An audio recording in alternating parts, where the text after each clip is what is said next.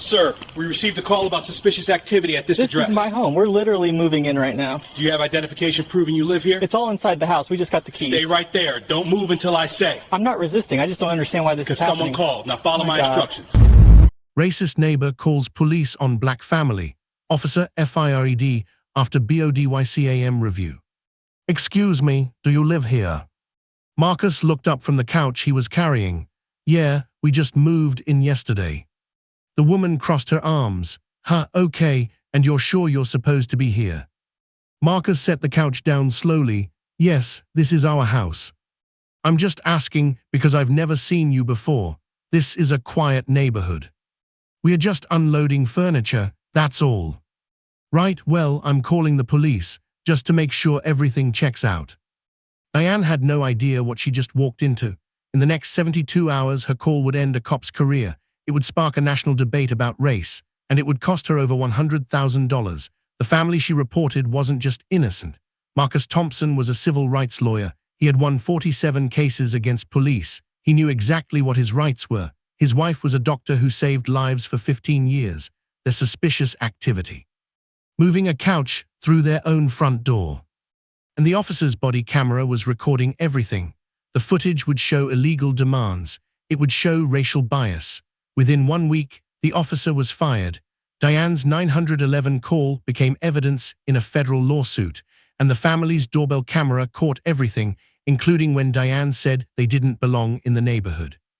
Before I continue, let me ask you something. Have you ever been judged unfairly because of how you look? Drop your answer in the comments. Diane and the officer had no idea who they were dealing with. Marcus Thompson was 42 years old. He was a civil rights lawyer and a Navy veteran. He was a senior partner at his own law firm. He specialized in police abuse cases and civil rights. He graduated from Harvard Law School in the top 5% of his class. He had practiced law for 16 years. He won 47 cases against police for wrongful arrest. He won cases in Massachusetts, New York, and Connecticut. Marcus testified before Congress twice about racial profiling, once in 2019 and once in 2023. He even wrote a book called Living Under Suspicion, Race and Policing in America. He was an expert witness in 23 police brutality cases. He knew body camera rules better than most cops. He knew the Fourth Amendment inside and out. His wife was Dr. Kendra Thompson. She was a trauma surgeon with 15 years of experience. She worked in hospitals that served poor communities. Marcus and Kendra just bought their dream home. They saved for 8 years. The house was in Maplewood Estates, a mostly white suburb outside Boston. On this Saturday afternoon in June 2024, Marcus was just trying to move his family into their new home. He had no idea he was about to become the victim in his own case. Now here's what happened next. Diane Foster had a reputation in Maplewood Estates. She was 58 years old. She used to sell real estate. She had been on the Homeowners Association board for 11 years, and she had a pattern. Diane made 12 police calls in 3 years. Every single call was about a person of color. Every single call was for normal legal activities. In 2021, she called the cops on a Hispanic landscaping crew. They were working 3 houses down. She said they were casing the neighborhood. The crew had all their permits. In 2023, she reported a black delivery driver. She said he was loitering. He was just delivering a package to her neighbor. 2 months before this incident, Diane called police on a South Asian family. They were having a barbecue in the park. She complained about noise and a suspicious gathering. It was 3 p.m. on a Sunday. The local police knew her well. Dispatchers called her Diane the 911 frequent flyer. They joked about her calls, but they had to respond every time. The officer who showed up was Ryan Mitchell. He was 34 years old. He had been a cop for 8 years. 4 people complained about him before for being rude. All 4 complaints were dismissed. He had no body camera violations on record. Not yet, anyway. Diane never faced any consequences before. Officers always sided with her, or at least humored her paranoia. But this time was different. She picked the wrong family, and Officer Mitchell made the wrong choices on camera. Let me know in the comments if you've ever dealt with someone like Diane. It was Saturday, June 15, 2024. The time was 2:47 p.m. The location was 428 Birch Lane in Maplewood Estates. This was a gated community 20 minutes outside Boston. The streets had trees. The homes cost between $600,000 and $900,000. According to the 2020 census, 89% of residents were white. It was a beautiful summer afternoon. Kids were riding bikes. You could hear lawn mowers. The Thompson family's moving truck was parked in the driveway. The back door was open. Marcus and Kendra were carrying boxes. Their 2 kids were on the front lawn. Elijah was 11. Nia was 8. They were unpacking toys. 2 professional movers were helping load furniture. At least 5 neighbors could see everything from their houses. At 2:43 p.m., Diane walked out of her house. She lived 2 doors down, directly across the street. She stood on her porch with her arms crossed. She just watched. After 4 minutes of staring, she walked over. "Excuse me, do you live here?" Marcus was polite but confused. "Yeah, we just moved in yesterday." Diane's tone changed. She sounded suspicious. "And you're sure you're supposed to be here?" The Thompsons installed a Ring doorbell the day before. It was recording everything. That's when Diane pulled out her phone and called 911. Marcus had spent 16 years fighting cases just like this. He knew exactly what was about to happen. If stories like this matter to you, hit subscribe. We expose these situations every week. Diane spoke into her phone. "Yes, there are people at 428 Birch Lane. I don't recognize them. They're moving furniture. I think they might be robbing the house." Marcus overheard her. "We're not robbing anything. This is our house." Diane turned to him. "If that's true, you won't mind waiting for the police." Kendra walked over. "Wait for the police. We literally closed on this house Thursday. We have the deed." "I'm just being cautious," Diane said. "You can't be too careful these days." Marcus stayed calm but firm. "You've lived here how long? Have you called the police on anyone else moving in?" "That's not. This is different." "Different how?" Diane looked flustered. I don't know you. This neighborhood has standards." Kendra's eyes widened. "Standards? Say what you mean." "I have every right to call the police if I see something suspicious." Marcus asked, "We're carrying a couch into our own front door. What exactly is suspicious?" "Your attitude, for one." A neighbor 2 houses down stepped onto her porch. She was a white woman in her 40s. She looked uncomfortable. She pulled out her phone to record.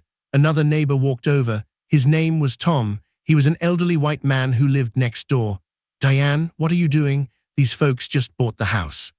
"Stay out of this, Tom." Diane stepped closer to Marcus. She pointed her finger at him. Marcus took a step back. He kept his hands visible. He stayed calm. Kendra pulled out her own phone and started recording. Then they heard sirens. It was 2:54 p.m., 7 minutes after Diane's call. 2 police cars pulled up. Officer Ryan Mitchell stepped out first. Type justice in the comments if you think what Diane did was wrong. Officer Mitchell walked straight toward Marcus, not Diane. "Sir, I need to see some ID." Marcus stayed calm. "Why? I haven't committed a crime." "We got a call about suspicious activity. I need to verify who you are." "Under what legal authority am I being detained?" Diane interrupted. "I called because they don't live here. I've never seen them before." Marcus looked at the officer. "Officer, respectfully, I'm not required to show ID unless you suspect me of a crime. What crime do you suspect me of?" Mitchell's tone got sharp. "Don't make this difficult. Just show me your ID." "I'm not making anything difficult. I'm standing in my own driveway. My wife and I own this home." So you say. ID, please." Kendra stepped forward with papers. "Here's our deed. We closed 2 days ago. Here's our mortgage statement. Here are our driver's licenses with this address." Mitchell barely looked at them. "Okay, but I still need to verify." Tom, the neighbor, spoke up. "Ryan, I watched them move in yesterday. They live here. Diane's wasting your time again." The woman recording shouted, "This is ridiculous. They're literally unloading their own furniture." Mitchell raised his voice. "Ma'am, step back. Sir, I'm going to need you to put your hands where I can see them." Marcus's voice stayed controlled, but you could hear the disbelief. "My hands? For what? I've shown you proof we own this house. I've committed no crime. You're violating my Fourth Amendment rights." "I'm conducting an investigation." "Based on what probable cause? That a black family moved into this neighborhood." Diane panicked. "I never said that. This is a misunderstanding. Maybe I was wrong." It was too late. Marcus responded, "Ma'am, you told 911 you thought we were robbing this house. That's filing a false report. And officer, you've now illegally detained me without reasonable suspicion. Your body camera is recording all of this. I'm a civil rights lawyer. I've won 47 cases like this. I know exactly what you're doing wrong." Mitchell froze. The words civil rights lawyer and body camera hit him at the same time. His partner, Officer Torres, stepped in. "Ryan, let's just verify the address and clear the call." But the damage was done. Every illegal demand was on camera. Every dismissive tone was on camera. Every failure to calm things down was on camera. Marcus's Ring doorbell caught everything. Kendra's phone caught everything. The neighbor's phone caught a wide view of the scene. Officer Mick Hell's body camera caught his own mistakes. The 911 recording had Diane saying they don't belong here. Wait until you hear what the supervisor did when she arrived. Comment below if you think Officer Mitchell was wrong. At 3:12 p.m., a supervisor arrived. Her name was Sergeant Linda Hayes. She had been a cop for 18 years. She was a black woman and head of community relations. She was listening to the dispatch and flagged the call. She reviewed the deed, the IDs, and the mortgage documents. Everything checks out. These folks own this home. She turned to Diane. "Ms. Foster, you've called us 12 times in 3 years. Every single call has been wrong. Do you understand the consequences of filing false reports?" Diane tried to backtrack. "I thought I was just trying to protect the neighborhood." Protect it from what? A family moving furniture. Mitchell tried to defend himself. "I had reasonable suspicion." Sergeant Hayes looked at him. "Reasonable suspicion of what crime? The body camera shows no crime. Moving furniture into a home you own is not suspicious." "I was following protocol by asking for ID." "You need reasonable suspicion of a crime to demand ID. You had none. Your own body camera proves that." The subject was being uncooperative. "The body camera shows Mr. Thompson was calm and respectful. He was legally asserting his rights. You escalated this situation." Sergeant Hayes told Mitchell to turn off his body camera and come with her. This was a red flag. Supervisors don't ask officers to turn off cameras unless there's a serious problem. She turned back to Diane. "Ms. Foster, you will not be charged today, but this is your final warning. One more false report and you'll be charged with misusing 911 and filing a false police report. That's a crime. You could face up to 6 months in jail." Diane stammered. She tried to apologize to the Thompsons. "I'm sorry, I didn't mean, I was just concerned." Marcus looked at her. "Ma'am, you called the police on my family because we're black. You told dispatch we were robbing our own home. You put my children in danger. An apology doesn't fix that." Kendra was shaking. She was furious. She hugged her kids. Neighbors came over to apologize and offer support. The movers, who had seen this before, just shook their heads. Elijah and Nia looked up at their parents. Why did she think we were bad guys? Within 30 minutes, the officers left, but Marcus wasn't done. He filed an official complaint with the police department that night. Someone uploaded the neighbor's video to Twitter. By midnight, the video had 300,000 views. If you want to see how this ends, make sure you're subscribed. We're about to show you what happened when this went viral. Saturday, 9:47 p.m. A neighbor uploaded a 2-minute video to Twitter. The caption said, "Racist neighbor calls cops on black family moving into their own home in Maplewood." By Sunday at 12:03 a.m., the video had 487,000 views. It had 12,000 retweets. It was trending under the hashtag #LivingWhileBlack. By Sunday at 8:15 a.m., local Boston news picked it up. The headline read, "Viral video shows police called on black family in suburb."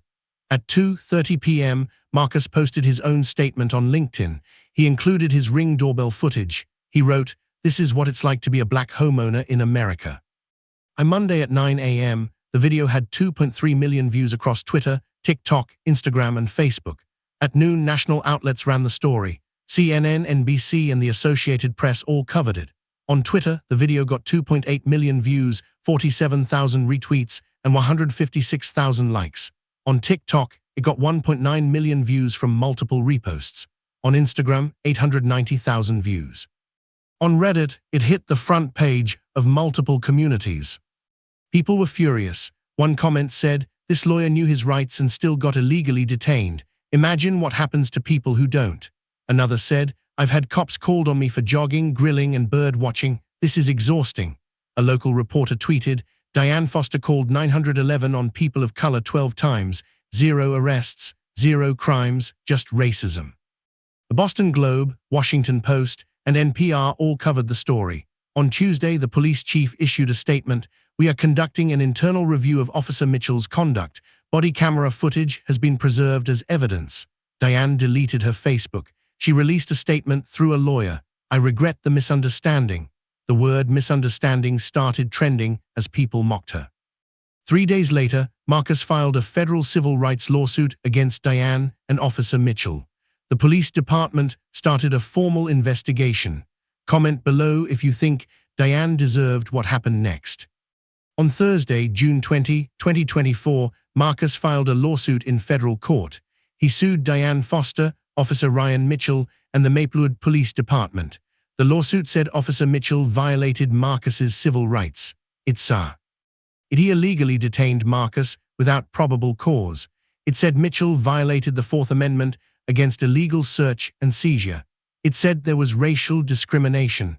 The lawsuit also said Diane caused emotional distress, and it said the police department failed to properly supervise their officers. During the discovery phase, they found all 12 of Diane's 911 calls from the past 3 years. The pattern was clear: 12 calls, 12 people of color, 0 white residents. They found emails where Diane complained about neighborhood changes and property values declining after a South Asian family moved in. That was in 2022.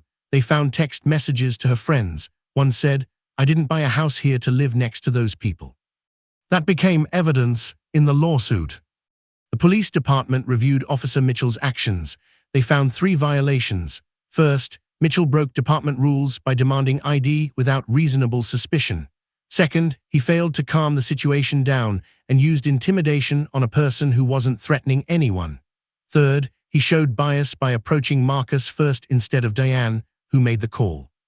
On July 18, 2024, Officer Ryan Mitchell was fired from the Maplewood Police Department after 8 years of service. The amount they ended up paying, you won't believe this. In November 2024, Diane Foster settled. She paid $75,000 in damages plus $28,000 in legal fees. That's $103,000 total. The court gave Marcus a permanent restraining order against her. She had to stay 500 feet away from the Thompson family. She quit the HOA board. She was banned from HOA meetings for life. She lost her part-time job after her employer saw the viral video. Officer Mitchell settled too. He paid $45,000. Most of it came from the police union legal fund. He was fired and blacklisted from law enforcement in Massachusetts. He wasn't charged with a crime, but his case became training material for bias courses. The Maplewood Police Department paid $120,000 for failing to properly supervise officers. They had to make policy changes. Now all suspicious person calls get a body camera review. All officers have to take bias training again. They started a community program. Diane released a statement through her lawyer. I deeply regret my actions and the pain I caused. She never used the word racism. Marcus held a press conference outside the courthouse. This was never about money. It was about holding people accountable. Diane Foster terrorized families of color for years with 0 consequences. Officer Mitchell abused his power. The system protected both of them until we had video evidence. How many black families don't have cameras? How many don't have a civil rights lawyer in the family? That's who I'm fighting for. But the story didn't end with money. In December 2024, Marcus spoke at a Boston community forum about police accountability. He talked about the personal impact. My kids asked me why the police thought we were criminals. They're 8 and 11. How do you explain to your children that their skin color makes strangers afraid, that even in our own driveway, we're seen as threats? He shared his professional view. I've spent 16 years on cases like this. I know the law, I know my rights. I had documentation, witnesses, and cameras, and I still got illegally detained. Most people don't have those advantages. Most people comply out of fear, even when the officer is wrong. They know what happens when you don't. Marcus had a message for families of color. If you're a person of color, you deserve to exist in public spaces without having to explain yourself. You deserve to move into your home, barbecue in the park, deliver packages, jog in your neighborhood. You shouldn't have to prove you're not a criminal. He had a message for people like Diane and Officer Mitchell. Your fear is not evidence, your discomfort is not probable cause, and there are consequences now. We have cameras, we have lawyers, we have each other. Marcus said what he wants to see change. I want laws that actually punish false reports made in bad faith. I want officers fired for breaking the Constitution, not just retrained. I want white neighbors to speak up before the cops arrive. He thanked people who helped. To Tom, my neighbor who told the truth, to the woman who recorded, to Sergeant Hayes who did her job right, to every person who shared that video and said this is not okay. He ended with this: accountability isn't revenge, it's justice, and justice is the only thing that changes systems. This case shows a bigger problem. Black Americans are 2.5 times more likely to have police called on them for normal activities. A 2023 study found that 23% of suspicious person calls involving people of color result in police using force or detention. For white people, it's only 4%. Only 8% of people who file false 911 calls face any consequences. This happens because of racial fear in neighborhoods that are becoming more diverse. The system protects those who abuse it until there's video evidence. Most victims can't afford to sue, but when there are cameras and accountability, change can happen. So let me ask you, should a black family have to prove they own their own home before a neighbor stops treating them like criminals? Should a decorated lawyer and a doctor be detained in their own driveway because someone was uncomfortable? Should saying I was scared be enough to call the police on people of color? Because if we don't prosecute the people who file false reports, if we don't fire the officers who break constitutional rights, if we don't change the system that protects both of them, then we're just waiting for the next Diane Foster, the next Ryan Mitchell, the next family terrorized for existing in their own neighborhood. Comment below if you believe there should be a federal law against racist 911 calls. Should false reporters face jail time? What would real accountability look like? If you think stories like this matter, hit that subscribe button. We're going to keep exposing these patterns. We're going to keep demanding better. We're going to keep fighting for justice, for accountability, for a world where your skin color doesn't decide if you're treated as a neighbor or a suspect. This isn't just about Diane Foster or Officer Mitchell or the Thompson family. It's about all of us. See you in the next one.